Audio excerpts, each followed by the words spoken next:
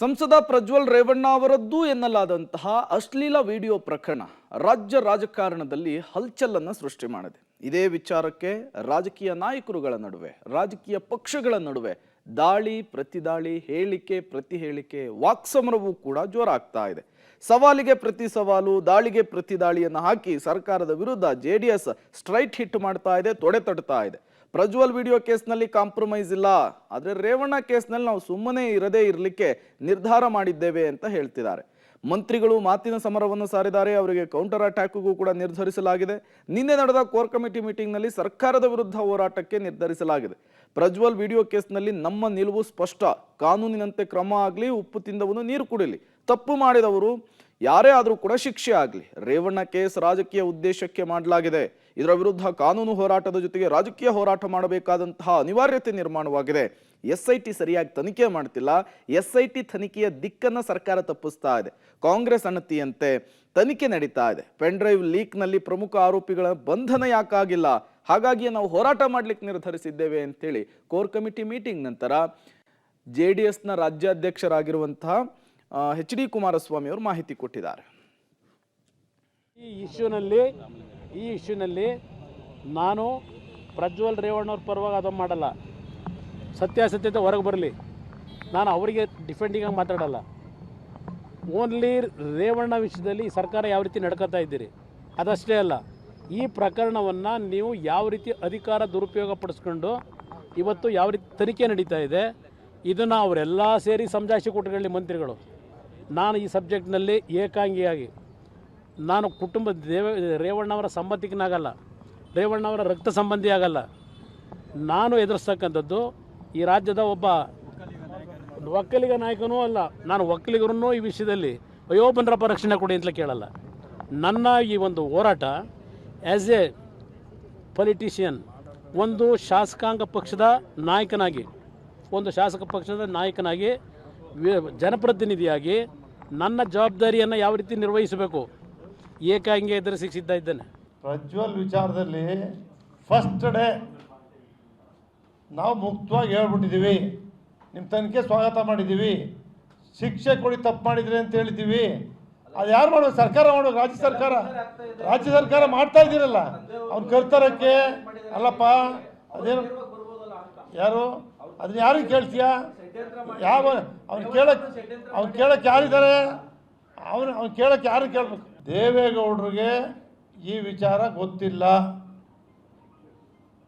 ಸುಮ್ಮನೆ ಯಾರು ದೇವೇಗೌಡರು ವಿಚಾರ ಹೆಸರು ತರ್ತಕ್ಕಂಥದ್ದು ಸರಿಯಲ್ಲ. ದೇವೇಗೌಡರಿಗಾಗಲಿ, ಕುಮಾರಸ್ವಾಮಿ ಅವ್ರಿಗಾಗಲಿ, ಬೇರೆ ನಮ್ಗಳಿಗಾಗಲಿ ಈ ವಿಚಾರ ನಿಮ್ಗಳಿಗಾಗಲಿ ಯಾರು ಗೊತ್ತಿರೋ ನೀವು ಕೂಡ ಪ್ರಚಾರ ಮಾಡ್ತಿದ್ರಿ.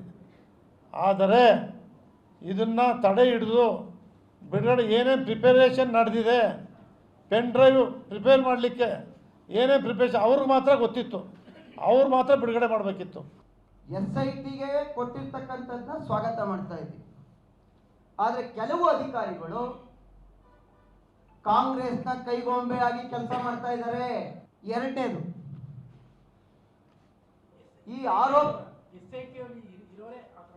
ಇವರೇ SITನಲ್ಲಿರ್ತಕ್ಕಂಥ ಕೆಲವು ಅಧಿಕಾರಿಗಳು ಕಾಂಗ್ರೆಸ್ನ ಕೈಗೊಂಬೆಯಾಗಿ ಕೆಲಸ ಮಾಡ್ತಾ ಇದ್ದಾರೆ. ಎರಡನೇದು, ನೀವು ಈ ಆರೋಪ ನಿಜವೇ ಆಗಿದ್ರೆ, ಮಾಡಿದವನು ತಪ್ಪು ಮಾಡಿರೋದಾದ್ರೆ, ಇದನ್ನ ಚುನಾವಣೆ 2 ದಿವಸ ಅನ್ನಂಗೆ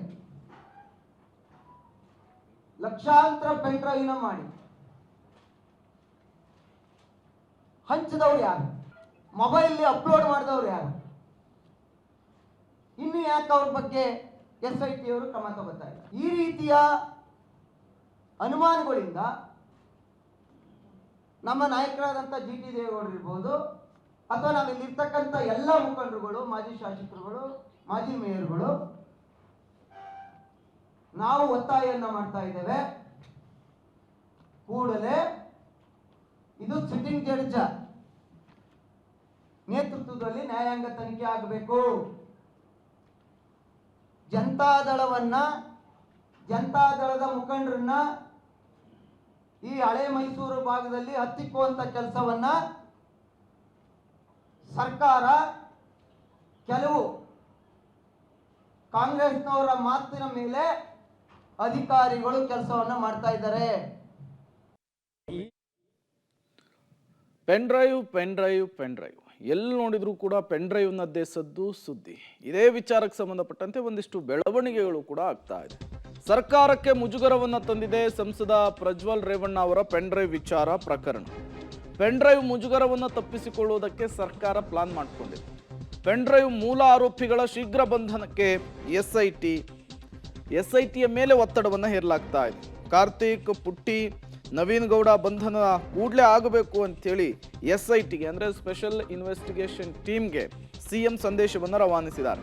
ನಿಷ್ಪಕ್ಷಪಾತವಾದಂತಹ ತನಿಖೆಯನ್ನು ಮಾಡಿ ಶೀಘ್ರದಲ್ಲಿಯೇ ವೈರಲ್ ಮಾಡಿದವರನ್ನ, ಪೆನ್ ಡ್ರೈವನ್ನು ಹಂಚಿದವರನ್ನ ಬಂಧಿಸಿ ಅನ್ನುವಂತಹ ಸಂದೇಶವನ್ನು ರವಾನೆ ಮಾಡಿದ್ದಾರೆ. ನೋಡಿ, ಈಗಾಗಲೇ ಎಚ್ ಡಿ ಕುಮಾರಸ್ವಾಮಿ ಅವರು ಬಿಜೆಪಿಯವರು ಒಂದು ಆರೋಪ ಮಾಡ್ತಾ ಇದ್ದಾರೆ.